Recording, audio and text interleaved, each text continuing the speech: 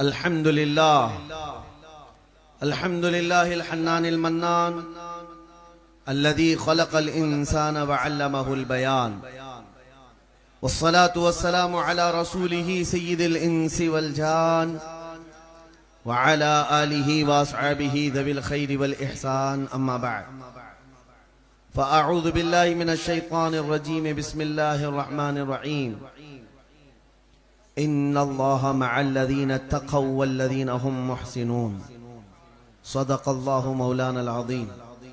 बारगाह रिसालत मुआब सल्लल्लाहु तआला अलैहि वसल्लम में एक बार दुरूद पाक का हदिया पेश करें।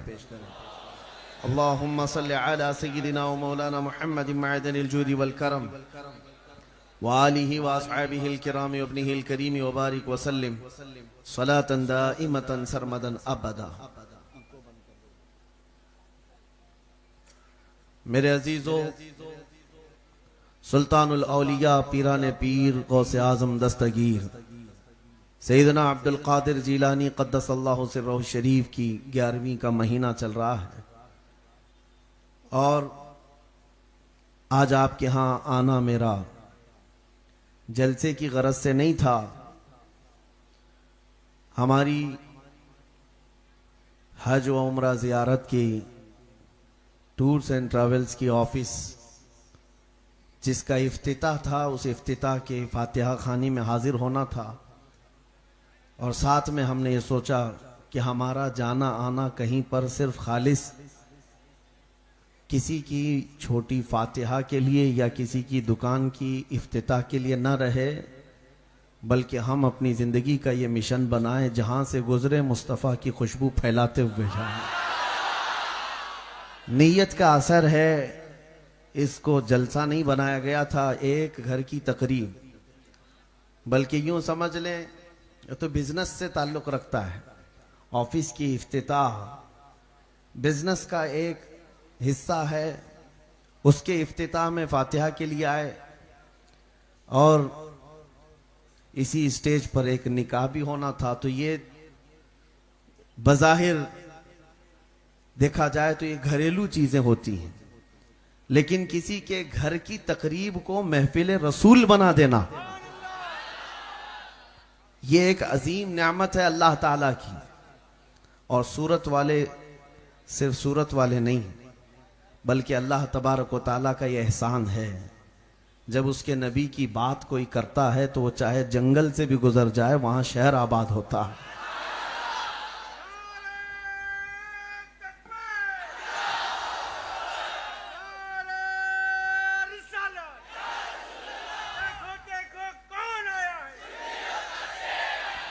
मेरे अजीजों, मेरा एक जुमला याद रखें, उस नबी की बात करो हर दिल पे राज करो। हमारे जलसे या हमारे प्रोग्राम के लिए अलग से पोस्टर लगाने की जरूरत नहीं पेश आती। ये मैं अपनी तारीफ के लिए नहीं कह रहा हूं, इसलिए कि जब मुस्तफ़ा करीम सल्लल्लाहु ताला अलैहि वसल्लम के चर्चे होते हैं तो लोगों तक फैलाना और पहुंचाना ये मेरे मौला की शान है। रब तबारक व ताला उसकी तशहीर फरमाता है और लोगों के दिलों को माइल फरमाता है। आला हज़रत फाजिल बरेलवी रज़ी अल्लाह ताला अन्हु बरेली शरीफ में बैठ करके पूरी ज़िंदगी खिदमत करते रहे, मेरे नबी की अज़मत बयान करते रहे। लेकिन आज आप जाएं, अफ्रीका में जाएं, अमेरिका में जाएं, अरब में जाएं, जहां पर भी जाएं, जगह जगह से तुम्हें एक आवाज़ सुनाई देगी, डाल दी कल्ब में अज़मत मुस्तफ़ा सैयदी आला हजरत पे लाखों सलाम। उस आला हजरत ने रसूल की खिदमत की थी, लेकिन चप्पा चप्पा आज उन पर भी सलाम भेज रहा है। इसीलिए उस नबी की बात करो हर दिल पे राज करो। हुजूर की जो बात करता है मौला करीम उसके कलाम को भी जिंदा रखता है, उसके नाम को भी जिंदा रखता है। आज सुल्तानुल औलिया गौसे पाक रज़ी अल्लाह ताला अन्हु की बारगाह में खिराज अकीदत पेश करना है। और मेरे अजीजों, ये सुन्नियों का माहौल है। आप हजरात भी इस मिशन को लेकर के चलें कि अपने बच्चों में ये बात मुंतकिल होती जाए, ट्रांसफर होती जाए। कल को तुम्हारे बच्चे गूगल से और फेसबुक से, इंस्टा से इस्लाम हासिल कर रहे होंगे और उनको ये लगता होगा कि सारा दीन जो है गूगल से आया होगा। मेरे अजीजों, ये सोशल मीडिया और फिर इंटरनेट के ज़माने में कहीं इनको ये लगने ना लग जाए कि दीन ऐसे ही इसी रास्ते से आया। हरगिज नहीं। इन बच्चों के दिमाग में, दिल में ये चीज ट्रांसफर करते जाओ, हमारा दीन जो आया है वो गौसे पाक से आया है। हमारे पास जो दीन आया है वो गरीब नवाज से आया है। हमारे पास जो दीन आया है वो आला हजरत से मिला हुआ है। ख्वाजा दाना से आपको दीन मिला हुआ है। इन औलिया कामिलीन से चल करके जो दीन आया है वो साफ सुथरा है। वरना जो गूगल के पीछे लगे हुए हैं, आज जैसे प्रोफेसर से, किसी इंजीनियर से, किसी प्लम्बर से दीन हासिल करने के लिए नौजवानों की एक बड़ी खेप घूम रही है। उनको ऐसा लगता है रेफरेंस नंबर देता है, हदीस नंबर देता है, ये गूगल वाला जो इंजीनियर है इसी से दीन फैला हुआ है। ये ऐसे ही लेकर के जाएंगे जैसे गूगल मैप वाली आंटी घुमा देती है। गूगल मैप से जाते हैं, जरूरी नहीं कि हर बार वो सही रास्ता दिखाए। गूगल मैप कभी कभार ऐसी गलियों में ले जाता है जहां से वापसी का रास्ता ही नहीं मिलता। कई जगह पर यह भटका दिया करता है। इसी तरह से उस दीन की तरफ ना जाओ। मेरे अजीजों, दीन किससे ले रहे हो ये देखना बहुत जरूरी है। इसीलिए हम औलिया कामिलीन की बारगाह में वक्तन फवक्तन ये खिराज अकीदत पेश करते रहते हैं, उर्स मनाते रहते हैं, जलसे करते हैं। एक ही मकसद है, हमारे बच्चों को ये हमेशा याद रहे कि दीन हमारा इन बुजुर्गों से मिला, और इन बुजुर्गों से जो दीन छन करके आया है वो पाकीज़ा दीन है, जो नबी पाक सल्लल्लाहु अलैहि वसल्लम से सहाबा के सीनों में मुंतकिल हुआ, सहाबा से ताबाइन में आया, ताबाइन से अइम्मा मुज्तहिदीन में आया, उनसे औलिया कामिलीन में, फिर उलमा सालिहीन में, और फिर हमारे मोहल्लों तक दीन आया है। इसी दीन को फॉलो करते हुए जाओ, इंशाअल्लाह कदम रास्ते पर रहेंगे, कदम तुम्हारे सिराते मुस्तकीम पर रहेंगे। सुल्तानुल औलिया गौसे पाक रदी अल्लाह तआला अन्हु के दरबार में आप हजरात करामात बहुत सुनते आए हैं, लेकिन उनका जो मसलक है, उनका मजहब है, वो आज उलमा को भी और हम सबको भी याद करना ही नहीं बल्कि गुट्ठी में पिला देना जरूरी है। गौसे पाक का एक मसलक ये है, गौसे पाक रदी अल्लाह तआला अन्हु उस जमाने में बगदाद आए थे जब बगदाद में हक बोलना बहुत बड़ा जुर्म था। हजरत अबू बकर, हजरत उमर का नाम लेने पर वक्त के शिया खुलफा कोड़े मारते थे, कोड़े लगाते थे। उस जमाने में गौसे पाक मिंबर पर खड़े होकर हक बात का ऐलान कर रहे थे। और याद रखो मेरे अजीजों, हालात जैसे भी सख्त आ जाएं, दीन इस्लाम से रूह गर्दनी करने वाला या मसलहत के पर्दे में छुप जाने वाला मोमिन कामिल नहीं है, बल्कि दीन की हक्कानियत को आखिरी सांस तक लोगों तक पहुंचाता रहे। यह हुसैनी किरदार है, यह हुसैनी किरदार है। आज के दौर में यह बात बहुत सख्ती के साथ अमल की जरूरत है। यहां तुम्हारी गर्दनों पर लोग चढ़ करके खड़े हैं आज कि हक बोलोगे तुम्हारी जुबान खींच लेंगे, तुम्हारे ऊपर न जाने कितनी पाबंदियां आएंगी। अभी सैयद साहब मुझसे कह रहे थे, मौलाना साहब, कि बार बार दबाव डाला जाता है बयानात के मुतालिक। मेरे अजीजों, ये चीजें तो हम जिंदगी में रोज देख रहे हैं, हम भी देख रहे हैं, क्योंकि अंग्रेजों की एक बात मालूम थी 200 साल पहले। उन्होंने यहां पर जो हुकूमत कायम की थी, एक अंग्रेज ने लिखा है कि हमारे आका ये कहते थे हमारी तोपों में उतना दम नहीं जितना ये उलमा की जुबान में दम है। उलमाए रब्बानियीन की जुबान से जो हक बात निकलती है, वो अंग्रेज कहते थे हमारी तोपों में भी वो दम नहीं है। वजह यह है कि तोप निकल करके किसी को उड़ा सकती है या बर्बाद कर सकती है, लेकिन उलमाए सालिहीन की जुबान खुलती है तो रूहों को जिंदा कर देती है, मुरझाए हुए दिलों को ताजगी बख्शती है। इसीलिए हर जमाने में उलमा आजमाइश के चक्कर में पड़ जाते हैं, आजमाइश का शिकार हो जाते हैं। और हमें हमारी तारीख याद होनी चाहिए। जिस अजीम मुहद्दिस जलील इमाम अहमद बिन हंबल को 5 लाख हदीसें याद थी मेरे मुस्तफा की, उस अजीम इमाम को जब खुले बाजार में कोड़े मारे जाते थे, एक दो नहीं 300 कोड़े मारे गए। इमाम अहमद बिन हंबल को और इमाम आजम अबू हनीफा, करोड़ों मुसलमान जिनकी आज इक्तिदा करते हैं, जेल में रखा गया था। अहले बैत अथार में से एक दो नहीं, कई इमाम ऐसे हैं। इमाम मूसा काजिम कई सालों तक जेल में रहे, जेल में जहर भी दिया गया, जनाजा जेल से निकला है। या उलमाए सालिहीन जेलों में गए, फांसियों के फंदे पर चढ़ गए। मैं आज पूछना चाहता हूं, आज के लोगों के लिए दीन का काम क्या सिर्फ हलवा पराठा खाना है, दावतें खाना है? उलमाए सालिहीन इस बात को याद रखें, अल्लाह ने जो अमानत हमें दी है इसको हर जमाने में बयान करना होगा। अमन का दौर है तो ठीक है, लेकिन मसाइब के जमाने में भी हुसैनी किरदार अदा करना होगा। इस बात के लिए हर वक्त तैयार रहें। हम किसी को छेड़ने की बात नहीं कर रहे, हम किसी को उकसाने की बात नहीं कर रहे, किसी को गाली गलौज करने की बात नहीं कर रहे। बात सिर्फ इतना करना चाहते हैं नौजवानों, जब मुझे यकीन है कि मेरा दीन सच्चा है, मेरा नबी सच्चा है, मेरा खुदा सच्चा है, अल्लाह का कलाम सच्चा है, तो फिर मैं सर छुपा करके क्यों जीऊं, सर उठा कर जीऊं।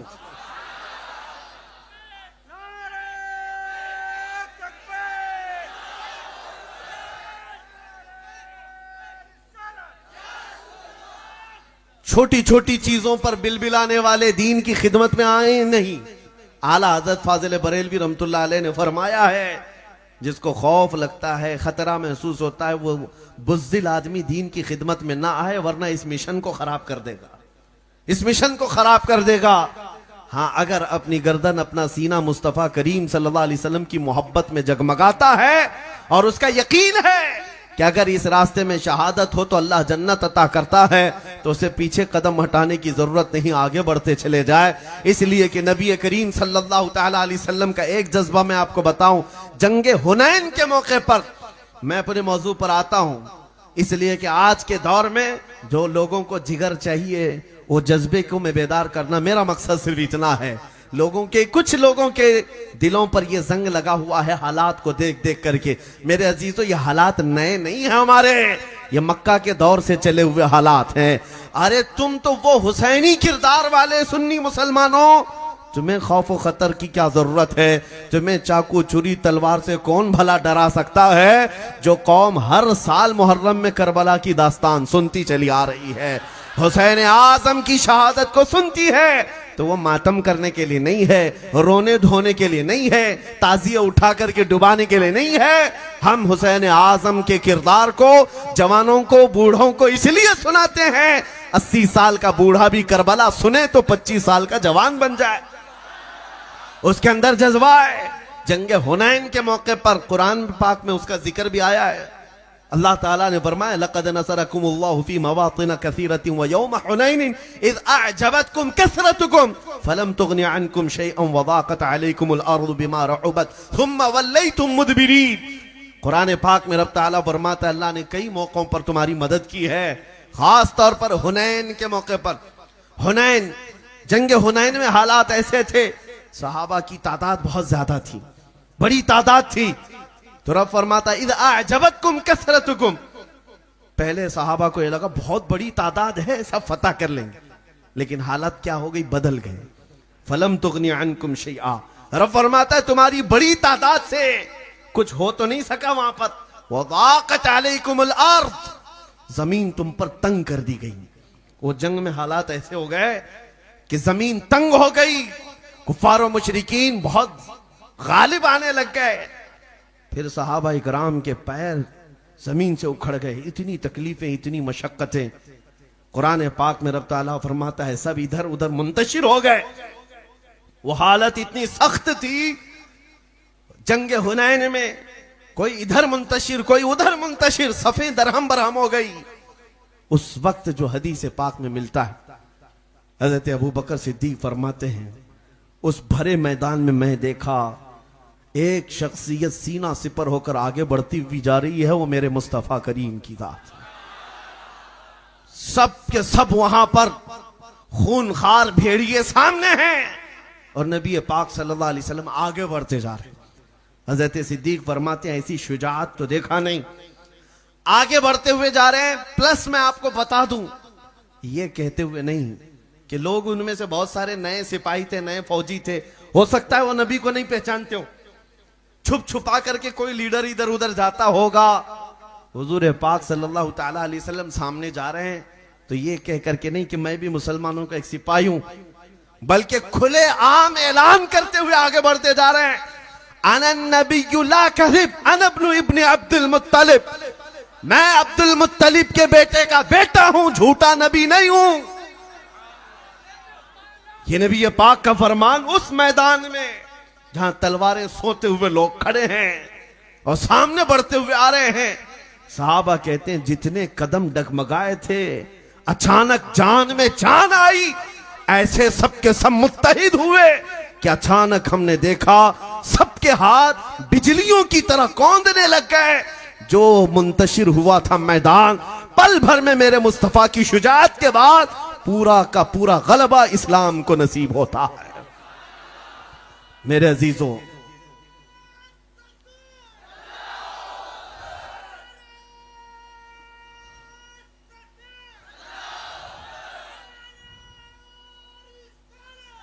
इस बात का आपको हमेशा एहसास हो, मुस्तफा करीम सल्लल्लाहु अलैहि वसल्लम की उम्मत है तो मेरे नबी मेरे साथ। यकीन है कि नहीं है? नबी हमारे साथ है। और कुरान तो ये कहता है, रसूल पाक सल्लल्लाहु ताला अलैहि वसल्लम जब गारे सौर में थे, सिद्दीक अकबर कहते हैं कुफार मुशरिकीन ढूंढते हुए उस गार तक भी आ गए जहां ये हिजरत के वक्त पनाह लिए हुए थे। हजरत अबू बकर सिद्दीक कहते हैं अगर वो अपने पंजों को उठाकर देखते तो हम उनको साफ नजर आते। काफिर वहां तक पहुंच गए थे। गारे सौर, जो सौर पहाड़ी के ऊपर है, मक्का में 5000 फीट ऊंचा पहाड़ है, वहां तक भी पहुंच गए और सिर्फ पैर उठाकर देखते तो हुजूर भी दिख जाते, सिद्दीक अकबर भी दिख जाते। लेकिन उस वक्त हजरत अबू बकर कहते हैं मेरी धड़कन तेज हो गई। अब लगने लगा कि अब क्या होगा। रसूल पाक सल्लल्लाहु ताला अलैहि वसल्लम अबू बकर सिद्दीक के सीने पर हाथ मारते हैं और कहते हैं ला तहज़न इन्नल्लाह माना। अबू बकर घबरा मत, अल्लाह हमारे साथ, अल्लाह हमारे साथ है। ये कुरान में आया है, ये जुमला 10वें पारे में मौजूद है। आज तमाम मुसलमानों से मैं यही कहना चाहता हूं, हालात चाहे जैसे भी बिगड़ जाएं, हजारों गुरु घंटाल उनके साथ, सारी ताकतें उनके साथ, सारी फौज उनके साथ, सारे बम मिसाइल पेट्रोल सब उनके साथ, करोड़ों किसी के साथ हो, लेकिन यकीन है मेरा मौला हमारे साथ है। नारे तकबीर, नारे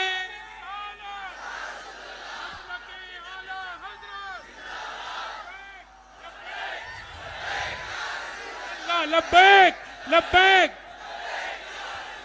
लब्बैक लब्बैक लब्बैक या रसूल। मेरे अजीजों, ये अब हमने महसूस किया है कि हिंदुस्तान की ये सरजमीन नौजवानों की अब बेदार हो रही है। सुना है कुदसियों से मैंने कि वो शेर फिर होशियार होगा। इकबाल ने कहा था निकल करके सहरा से जिसने उलट दिया था तख्ते रोमा को। सहरा से निकला था वो नौजवान जिसने रोमन एम्पायर को पलट कर रख दिया था, पर्शियन एम्पायर को घुटने पर लाकर रख दिया था। वो कौन था? अरे वो 313 निहत्ते सहाबा जो मेरे मुस्तफा के साथ निकले थे। मदीने तैयबा की तारीख आज दुनिया को अच्छी तरह से मालूम है। जानते हो हमारे नौजवानों को नशा पिला पिला करके ये दुनिया यही चाहती है कि कभी इनके दरमियान बदर की तारीख कोई ना बयान करे, कभी इनके दरमियान करबला की दास्तानों की हकीकत कोई ना बयान करे। इनको नशा पिलाते रहो, नशा खिलाते रहो और ये मस्त रहें। और तुम्हारे हर एक की मुट्ठी में मोबाइल का जो नशा आया है, इंटरनेट का जो नशा दिया गया है, पोर्नोग्राफी से कई अखलाक को कत्ल करके रखा गया है, आंखों का नूर छीन लिया गया है। वजह क्या है? ये दुनिया अच्छी तरह से जानती है ये मुस्तफा करीम के शेर हैं, जिस दिन बेदार हो जाएं कुत्तों की नींद हराम कर सकते हैं। इसलिए इनका सोना अच्छा है, इनका नशे में रहना अच्छा है, क्योंकि कुत्ते आज जिस तरह से जगह जगह मंडलाते हुए नजर आ रहे हैं। हमने देखा है जब शेर अपनी शेरगी छोड़ता है तो छोटे छोटे जानवर भी भौंकने लगते हैं, भौंकने लगते हैं। जो आज मेरे नबी पाक की शान में गुस्ताखी करने की जुर्रतें आ रही हैं, वजह यही है कि मुस्तफ़ा करीम सल्लल्लाहु ताला अलैहि वसल्लम की इज्जत और उनकी नामोस पर पहरा देने वाले सलाहुद्दीन कहाँ हैं हमारे, शहाबुद्दीन कहाँ हैं हमारे। दुनिया इस बात से खौफज़दा है। आज मेरे गले पर भी कल फंदा लग जाए तो खौफ ना खाना मेरे अजीजों। मेरी जुबान बंद हो जाती है, मुझे मार दिया जाए तो डरने की जरूरत नहीं। ये बबांगे दुहल दुनिया को बताना, इस्लाम जिंदा होता है हर करबला के बाद। हमारी जानें रखी हैं इसलिए मुस्तफा करीम की इज्जत के लिए। या रसूल अल्लाह करूं तेरे नाम पे जां फिदा, न बस एक जां दो जहां फिदा, दो जहां से भी नहीं जी भरा, करूं क्या करोड़ों जहां नहीं। हुजूर पाक के लिए अगर जान रखी गई है।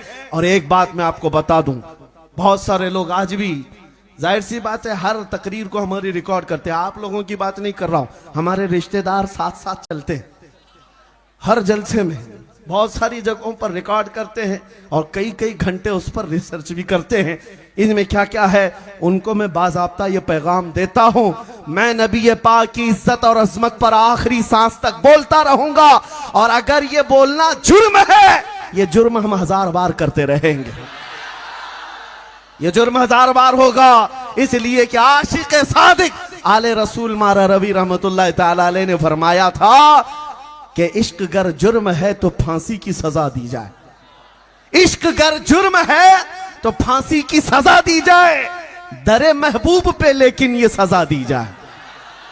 हमारी भी ख्वाहिश इतनी है, हमारी भी ख्वाहिश इतनी है।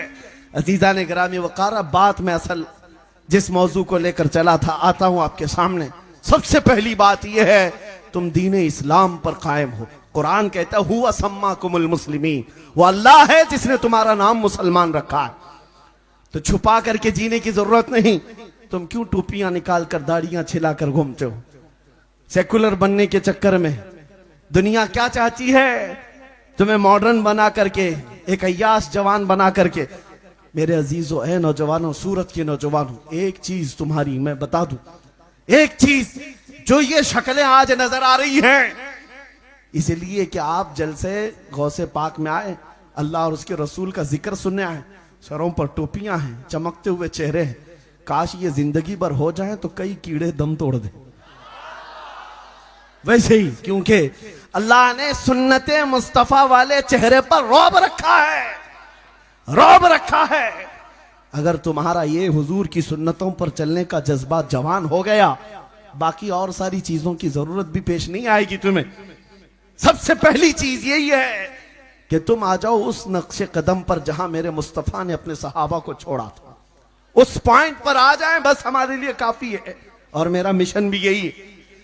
आपसे मैं बात ये कर रहा हूं, अल्लाह ने तुम्हारा नाम मुसलमान रखा, अल्लाह ने रखा, और तुम सेकुलर बन करके ऐसे बनना चाहते हो कि लोग तुम्हारा नाम पूछ करके मालूम करें कौन है ये, इधर वाला है उधर वाला। नाम से भी नहीं मालूम होता। कभी कोई नाम राजा बताता है, राजा इधर भी है उधर भी है, फिर उसके बाप का नाम पूछना पड़ता है, तुम्हारे बाप का नाम क्या है? तो कहते हैं सोनू, उधर भी है इधर भी है।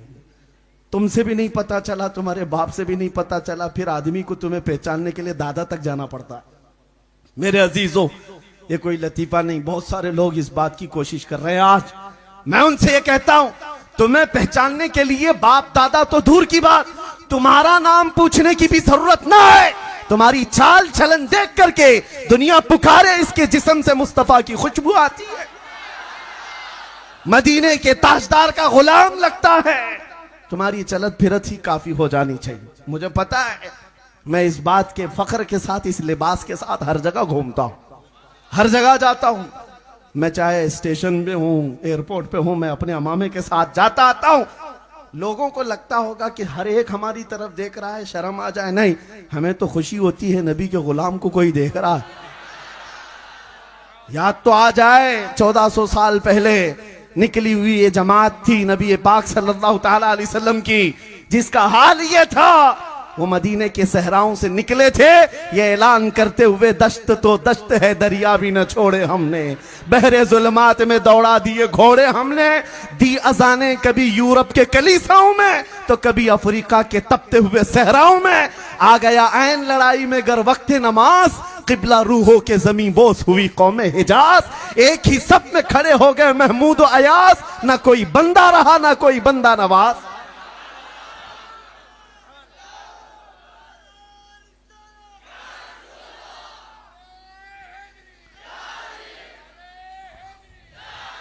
मेरे अजीजों, आपको आपकी हैसियत मालूम नहीं है, आपको नहीं मालूम आपकी हकीकत। लेकिन दुनिया को पता है, लोगों को मालूम है, आज मुट्ठी भर जमात भी लोगों के लिए मसला बन जाती है। आप नहीं देखते, दुनिया पूरी आज भी इस मौके पर भी एक तरफ खड़ी हुई नजर आती है और निहत्थे फिलिस्तीन के बच्चों को मार मार करके, काट काट करके, तोड़ तोड़ करके, पूरे घर बर्बाद करके भी वो इंसाफ वाले लोग हैं। हाँ, वो डिफेंस वाले लोग हैं। 5000 बच्चों का कत्ल हो जाए फिर भी वो डिफेंस वाले लोग हैं। और ये छोटे छोटे बच्चे आतंकवाद हैं, ये टेररिस्ट थे। यही तो दुनिया आज किस बेशर्मी के साथ कह रही है, अरे दूध पीते हुए बच्चे कत्ल कर दिए गए, मार दिए गए, उनका क्या कसूर था? एक दो नहीं, माओ के पेट में मौजूद बच्चे हिलाक कर दिए गए, हमला औरतें मर गई हैं, उनका क्या कसूर था? वो कौन सा आतंक मचाए हुए थे? दुनिया दुगले में यार पर आज अमल करती है। पता ये चलता है असल मसला दहशतगर्द, टेररिज्म, आतंकवाद का है ही नहीं। सिर्फ और सिर्फ अगर कोई चीज चुभती है तो वह इस्लाम चुभता है, ईमान चुभता है लोगों को। और सारी ताकतें लेकर आज के जमाने में, हाई टेक्नोलॉजी के दौर में, सुपर पावर ताकतें लड़ने के लिए छोटे बच्चों के सामने खड़ी है। अल्लाह उन बच्चों को सदा सलामत रखे, सदा सलामत रखे। मैं तो यकीन के साथ कहता हूं, उनका ईमान शायद आज के पूरी दुनिया के मुसलमानों के ईमान की तरह नहीं है। सारे मुसलमानों का ईमान एक जगह, उन निहत्थे बच्चों का ईमान एक जगह। वो जालिम नमरूद और फिरौन को अपने सामने देखते हैं। 6 साल की उम्र का बच्चा भी कंकर उठाकर मुकाबला करने की ताकत रखता। यह जज्बा ईमान के साथ आता है। और मैं यही चाहता हूं, जब तुम दीन हक के साथ हो, ये दुनिया हकीकत है नहीं, यूं भी किसी बिस्तर पर पांव रगड़ रगड़ करके मरना ही है। तो मेरे अजीजों, मैं ये कहता हूं, जब दुनिया से जाना ही है, मेरे मुस्तफा का नाम बुलंद करके क्यों ना जाए, रब की रजा हासिल करके क्यों ना जाए, दीन हक की तबलीग करके क्यों ना जाए। इस मिशन पर अमल करो। अब आओ गौसे पाक की दरबार में। सुल्तानुल औलिया गौसे पाक रज़ी अल्लाह ताला अन्हु मिंबर पर खड़े होकर खुतबा दे रहे थे डरने वाले लोगों के लिए। यह वाकया बार बार धड़कनें जिसकी बढ़ जाती, डर और खौफ से कल क्या होने वाला है। गौसे पाक रज़ी अल्लाह ताला अन्हु मिंबर पर खड़े होकर खुतबा दे रहे। अचानक एक छत से सांप आपके ऊपर गिरा, काला सांप था, और ऐसे कि आपके गले के अंदर से गुजरा, आस्तीन में से आया। आपका बयान जारी है कंटिन्यू। यहां अगर चील कौवा भी उड़े तो सब उधर इधर हो जाएंगे। गौसे पाक के जिस्म पर सांप, और वो भी आस्तीन से निकल करके बाहर आया और अपना चेहरा गौसे पाक के चेहरे की तरफ किया, जैसे कोई डंक मारे, डस ले। आपका बयान जारी रहा। उसका खौफ ऐसा था कि मजमे में हालत खराब थी लोगों की। वो कभी सांप इधर आया, कभी उधर गया। थोड़ी देर के बाद फिर वो वापस जिस रास्ते से आया था निकल कर चला गया। सुल्तानुल औलिया गौसे पाक का बयान जूं का तूं जारी रहा, कंटिन्यू हो गया, खत्म हो गया। लोग दौड़े हुए आए और पूछा पीराने पीर से, ये क्या माजरा था? इतना खतरनाक सांप आपके गले में फंदा डाले हुए इधर से उधर लटक रहा है, आप बयान कंटिन्यू जारी रखे हुए हैं। सुनो जवाब मेरे गौस का। गौसे पाक फरमाते हैं, मैं उस कादिर का बंदा अब्दुल कादिर हूं, उस कादिर का बंदा अब्दुल कादिर हूं, कुदरत वाले मौला का। ये तो एक कीड़ा है, जो सांप आया था वो एक कीड़ा है। मेरा यकीन मौला की कुदरत पर ऐसा है, अगर अब्दुल कादिर की मौत लिखा है अल्लाह ने, सांप तो दूर की बात मच्छर से भी हो सकती है। और अगर मौत नहीं लिखी, 1000 सांप भी आ जाएं, मुझे कोई जिंदगी से दूर नहीं कर सकता, मुझे मौत नहीं दे सकता। आज ऐ सुन्नी मुसलमानों, आपसे भी मैं यही कहूंगा, अगर तुम्हारी मौत लिखी है, किसी रास्ते पर जिंदगी की शाम हो जाएगी। और अगर नहीं लिखी है, वक्त के नमरूद और जालिम लोगों से भी तुम्हारी मौत नहीं होगी। ईमान पर कायम रहो।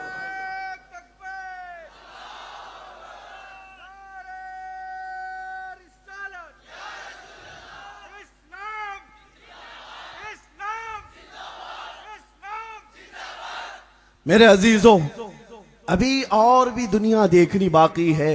क़यामत के करीब बड़ी बड़ी चीजें आएंगी तुम्हें खौफ और दहशत में मुब्तला करने के लिए। इसीलिए मेरी तकरीर का अक्सर हिस्सा जो सुनता होगा वो जानता होगा, मैं जब बयान करता हूं तो सिर्फ ये चाहता हूं कि उसका डर निकल जाए, खौफ निकल जाए। आला हजरत का यही मिशन था, खौफ न रख रजा जरा, तू तो है अब्दे मुस्तफा, तेरे लिए अमान है, तेरे लिए अमान है। और दुनिया को अपने ईमान के साथ जिंदा रह करके बताओ, यह कौम बिल्डोजर से डरने वाली कौम नहीं है। यह कौम नबी पाक सल्लल्लाहु ताला अलैहि वसल्लम की मोहब्बत में और उनके इश्क में जीने वाली। हकीकत में हमारी जिंदगी तो वो जिंदगी है जहां पर तुम भी आओगे, हम भी आएंगे और फिर देखेंगे अर्श हक है मसनदे रिफात रसूलुल्लाह की। अरे देखनी है हश्र में इज्जत रसूलुल्लाह की।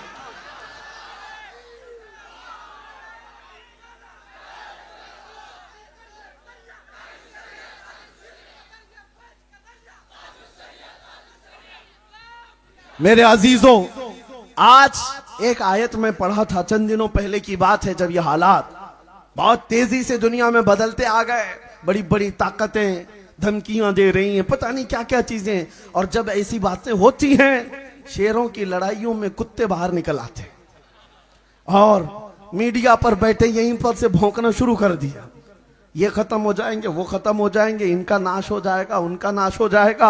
ये बैठे हुए कुर्सी पर से अभी तक अपनी खुजली खत्म नहीं कर सके, इस्लाम खत्म करने की भविष्यवाणियां करते रहे। सुनो, मैंने एक आयत पढ़ी थी कुरान की, हु अल्लज़ी अरसला रसूलहु बिल हुदा व दीनिल हक लियुज़हिरहु अला दीनि कुल्ली। वो अल्लाह है जिसने अपने रसूल को दीन हक के साथ भेजा है, हिदायत के साथ भेजा है। इसलिए भेजा है ताकि ये रसूल उसका दीन पूरी दुनिया में गालिब करे। ये दीन पूरी दुनिया में गालिब आकर रहेगा। हमने ये बात की तो किसी साहब ने मॉडर्न ख्यालात के वो कहने लगे, आज के दौर में भी आप ये आयत पढ़ रहे हैं, ये दीन कैसे गालिब आएगा जबकि आपके टुकड़े हो रहे हैं, छितड़े उड़ाए जा रहे हैं। मौलाना स्टेज पर बैठ करके आप ये चिल्ला रहे हो दीन गालिब आएगा। मैंने कहा एक गज्जा नहीं और 1000 गज्जा हो जाएं फिर भी मेरा यकीन है ये दीन गालिब आएगा। क्यों न घबराओ मुसलमानों, अभी खुदा की शान बाकी है, अभी इस्लाम जिंदा है, अभी कुरान बाकी है। ये जालिम काफिर क्या समझते हैं जो रोज हमसे उलझते हैं? अरे अभी करबला का आखिरी मैदान बाकी है। नारे तकबीर, नारे रिसालत, अज़मते इस्लाम, दीने इस्लाम, अज़मते मुस्तफा, फैजाने हुजूर ताजुश शरिया, खलीफा हुजूर ताजुश शरिया। मेरे अजीजों, इस बात पर अमल करते हुए चलो, गौसे पाक रज़ी अल्लाह ताला अन्हु का मसलक, उनका मजहब। आपको एक नाम मैं बताऊं, सुल्तान सलाहुद्दीन अय्यूबी का। कौन नहीं जानता? ये वो नाम है, ये वो नाम है जिसका नाम लेकर के पुराने जमाने में यहूदी और ईसाई माएं अपने बच्चों को थपक के सुलाती थी, सो जा नहीं तो सलाहुद्दीन आ जाएगा। यह हमारी बात नहीं कर रहा हूं, तारीख में लिखी हुई बात में पेश कर रहा हूं। हालांकि वो कोई जालिम बादशाह का नाम नहीं है, कोई सख्त गिर जर्नेल का नाम नहीं है। आज भी अंग्रेज मुअर्रिख जो तारीख लिखे हुए हैं वो सलाहुद्दीन का अदब करते हैं, एहतराम करते हैं और कहते हैं ऐसा जर्नेल हमने नहीं देखा जो हजारों की तादाद में अपने सामने आए हुए कैदियों को आजाद करता था, सलाहुद्दीन। लेकिन आपको मैं बताऊं, उस सलाहुद्दीन अय्यूबी की जो सबसे बड़ी करामत है वो बैतुल मुकद्दस की फतह, जिसके लिए वो जीता रहा, जिसके लिए उसने पूरी जिंदगी वक्फ कर डाली, बैतुल मुकद्दस फतह किया। लेकिन एक तारीख की सच्चाई आज मैं बयान करूं।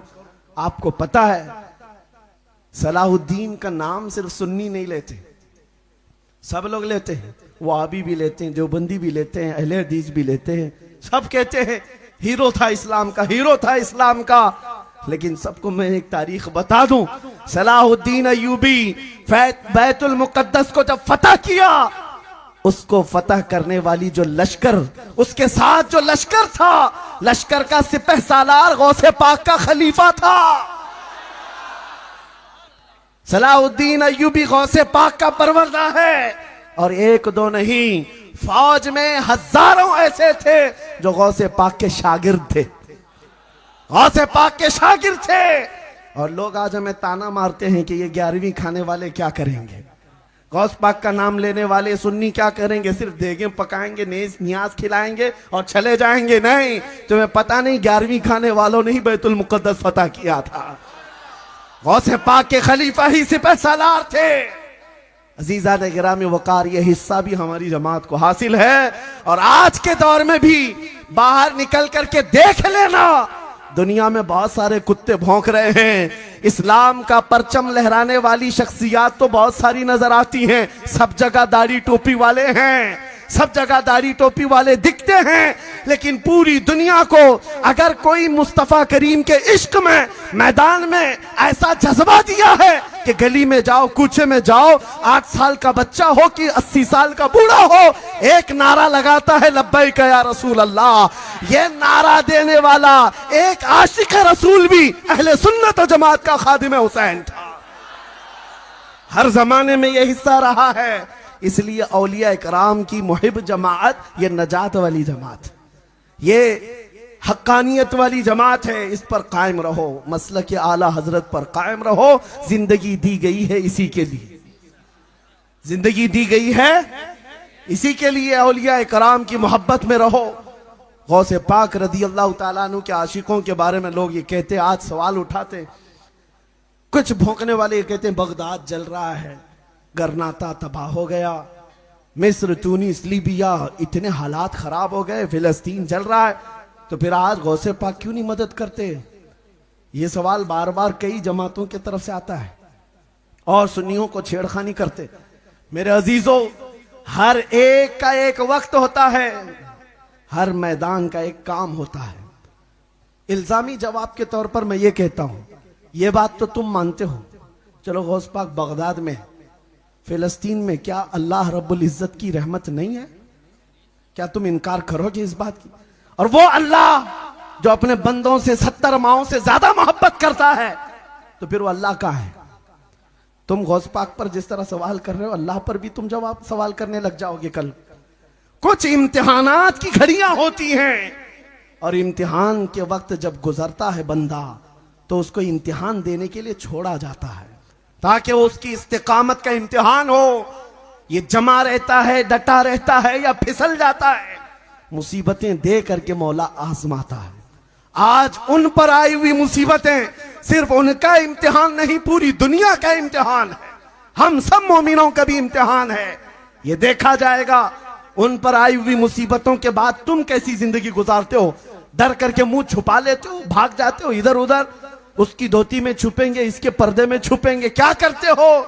और अगर तुम डटे रहे, जमे रह गए, तुम्हारे लिए कुरान की बशारत है, इन्नल्लज़ीना क़ालू रब्बुनल्लाहु सुम्मा इस्तक़ामू ततनज़्ज़लु अलैहिमुल मलाइका अल्ला तख़ाफ़ू वला तहज़नू व अबशिरू बिल जन्नति अल्लती कुंतुम तुअदून। बेशक वो लोग जिन्होंने ये कहा अल्लाह हमारा रब है, फिर उस पर जमे रह गए, फिर उस पर डटे रह गए, मौला फरमाता है रब ताला उन पर फरिश्तों को उतारता, उन पर फरिश्तों को उतारता है। फरिश्ते ये कहते हुए आते हैं डरो मत, गम न करो, अनकरीब मौला वो जन्नत अता करेगा जिसकी तुम्हें उसने वादा फरमाया। अजीजान गिरामी वकार, आज हमारा इम्तिहान है और इस ईमान के साथ जमे रहो, डटे रहो। मैं कोई और चीज की बात नहीं कर रहा। लोगों को, बाज लोगों को ऐसी हमारी इमेज बनाकर बताई गई भड़काऊ मौलाना है, बहुत ज्यादा भड़काते हैं। मेरे अजीजों, किसी के जज्बे को जवान करना या उसके खाबिदा दिल को बेदार करने का मतलब भड़काना है, तो ये तो अच्छा काम है। मैं कहता हूं ये अच्छा काम है।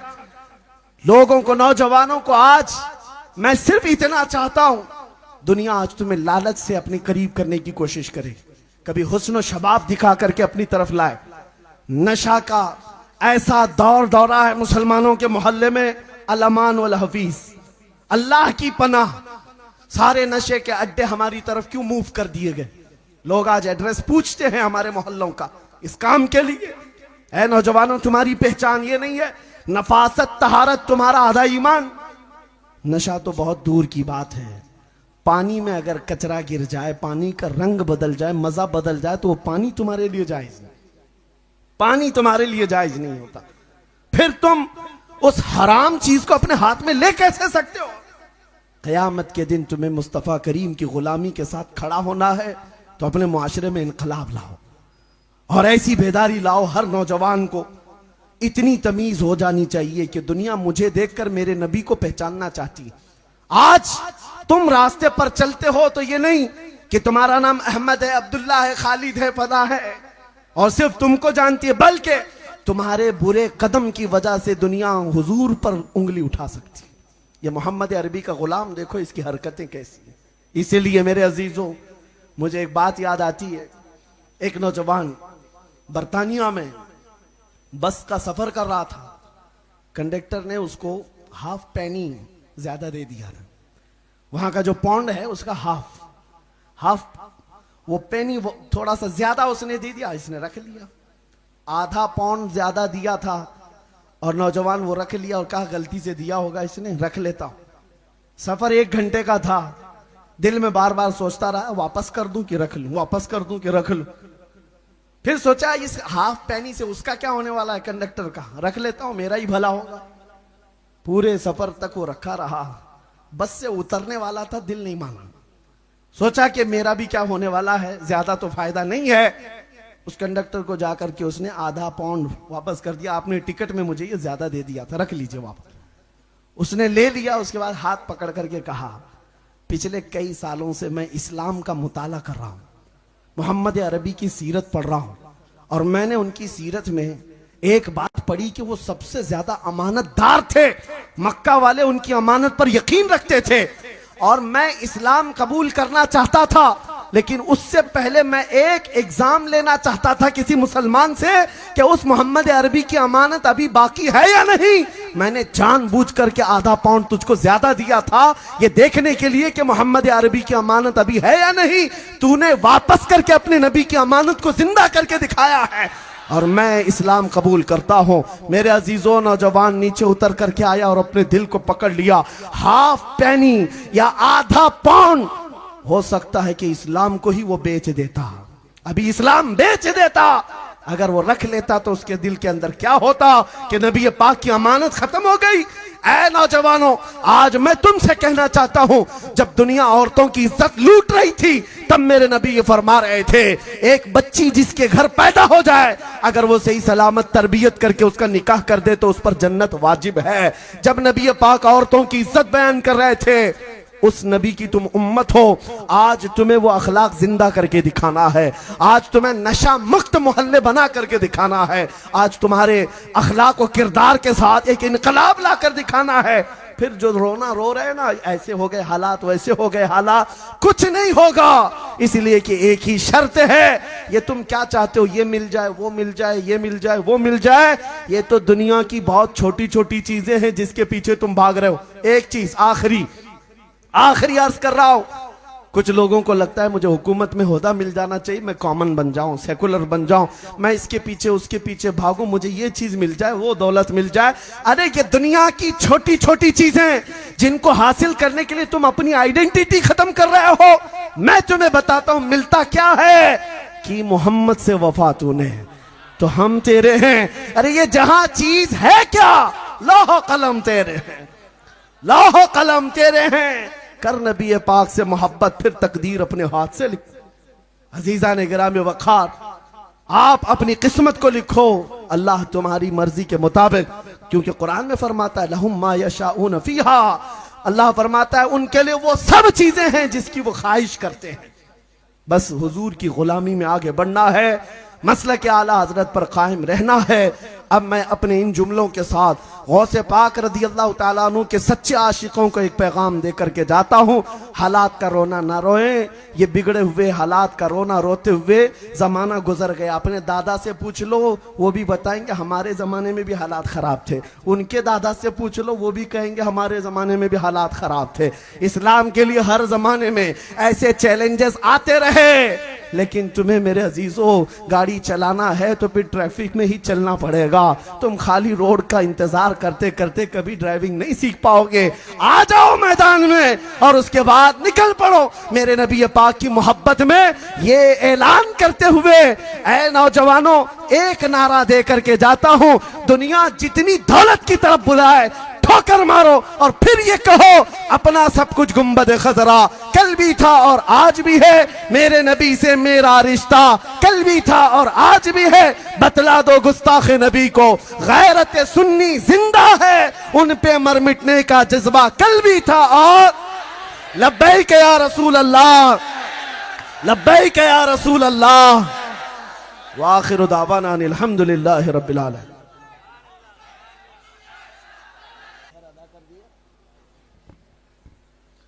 इस निकाह की तकरीब में दूल्हा खान आराफ एजाज, दुल्हन सना शेख सरफराज, दुल्हन की तरफ से इजाज़त शुदा वकील है शेख वसीम अकरम अब्दुल गफूर। दोनों की जानिब से एक एक गवाह, गवाह अव्वल शेख आबिद शमशुद्दीन, गवाह दुवम पठान नदीम खान निसार खान। और इस निकाह में दूल्हे की जानिब से दुल्हन के लिए जो महर तय पाया है वो 11,000 रुपये नकद जो अदा किया जा चुका है। आप तमाम हाजिरीन मजलिस भी इस निकाह के गवाह बन जाए। निकाह की तकरीब से पहले कुछ बातें मेरा मामूल है नसीहत के तौर पर अर्ज करता हूँ।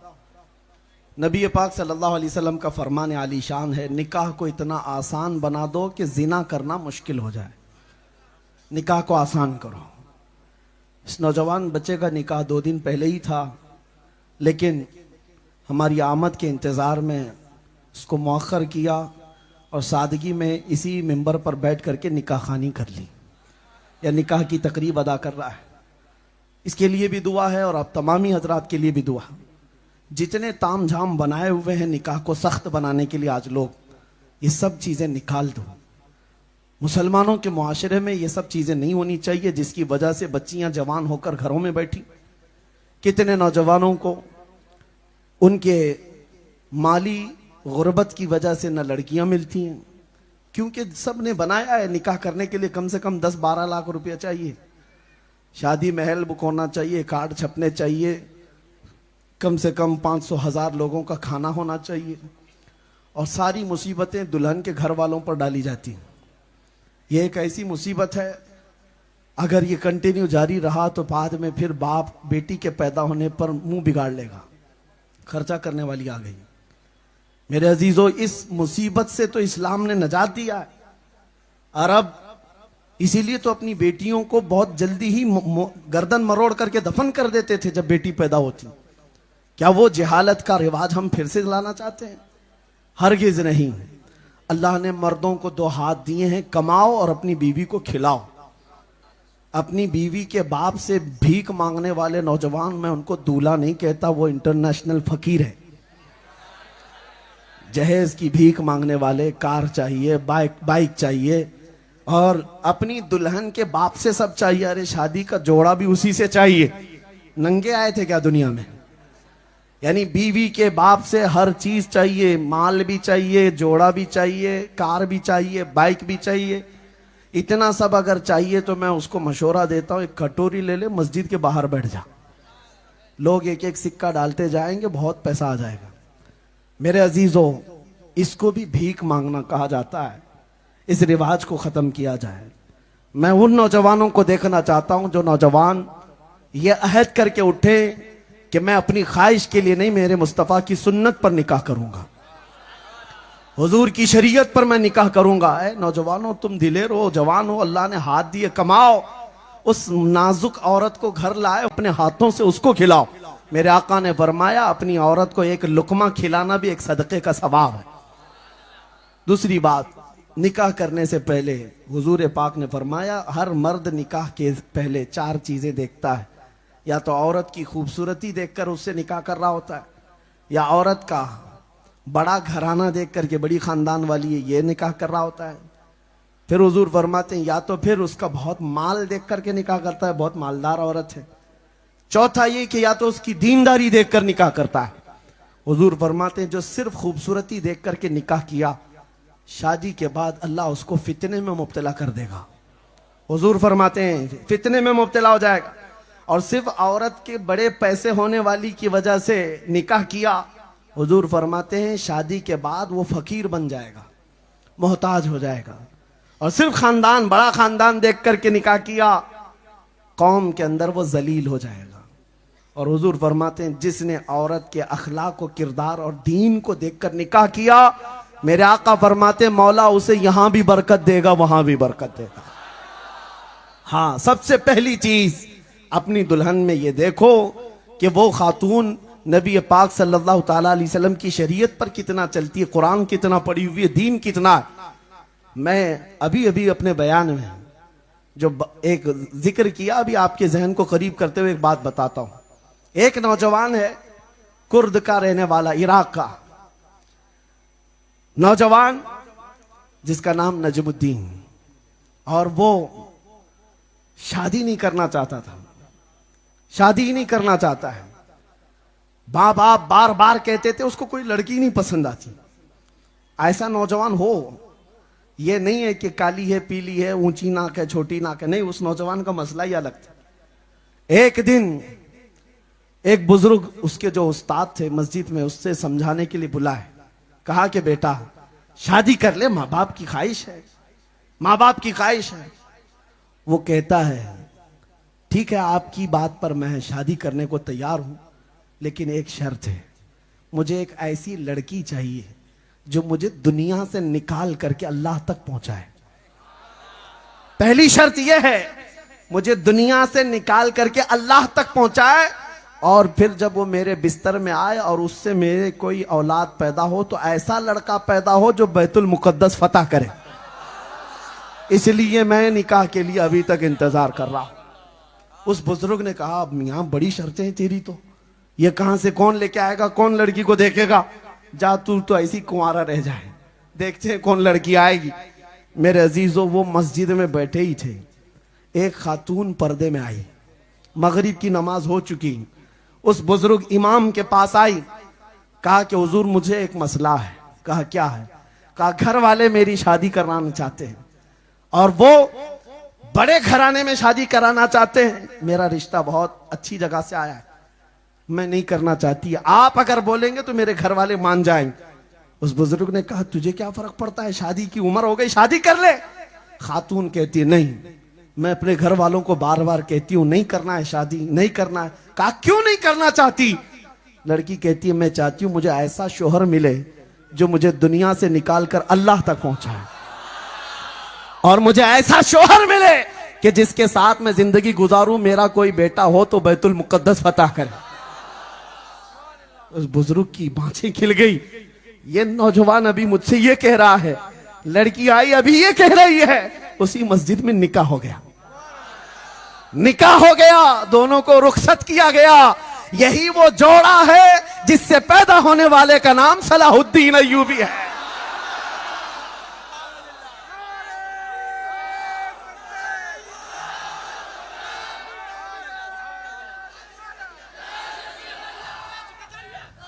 मेरे अजीजों, ये बात है, नीयत साले हो तो अल्लाह रास्ते पैदा करता है। हाँ, नीयत वॉशिंग मशीन लाने की है, नीयत कार लाने की है, नीयत पता नहीं माल कमाने की है, तो फिर घर में वैसी मिलती है। जैसी तुम्हारी नीयत होती है वैसी चीजें होती हैं। इसलिए जो कुंवारे हैं उनसे मैं कहता हूं दुआ करो, अल्लाह ताला ऐसी तुम्हें रफीक हयात, शरीक हयात अता करे जो दुनिया के वाहियात से निकाल करके तुम्हें अल्लाह तक पहुंचा दे, अल्लाह तक पहुंचाए। और लड़कियों के लिए भी यही दुआ कि वो भी दुआ करें, नौजवान वो थिरकता फिरकता और मुजरे करता हुआ नहीं। तुम्हारा आइडियल ये होना चाहिए, खवातीन तक मेरी बात जाती है तो अल्लाह की बारगाह में सजदों में ये दुआ करें, मौला मुझे कोई शोहर अता करे तो खालिद बिन वलीद का गुलाम अता कर, मुझे रसूल पाक का शहदाई अता कर। और जब नीयतें ऐसी हों, दुआएं ऐसी हों, तो मौला करीम जोड़े भी ऐसे बनाता है, और औलाद भी पैदा होती है तो हसनैन करीमैन की गुलाम पैदा होती है। अल्लाह करीम इस निकाह को भी बरकत अता फरमाए। जो आज ये गौसे पाक के जलसे में निकाह हो रहा है, अल्लाह ताला इस निकाह को खूब खैर व बरकत वाला बनाए और इनको नेक व सालेह औलाद की नस्ल अता फरमाए।